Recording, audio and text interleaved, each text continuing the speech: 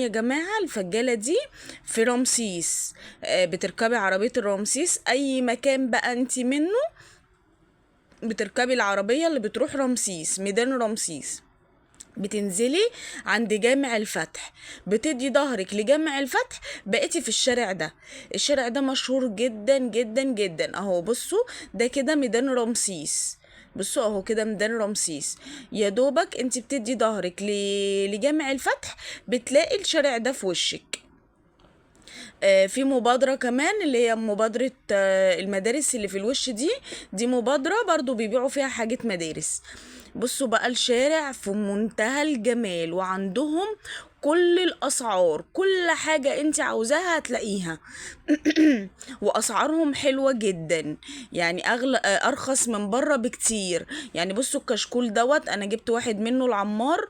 الكشكول دوت كنت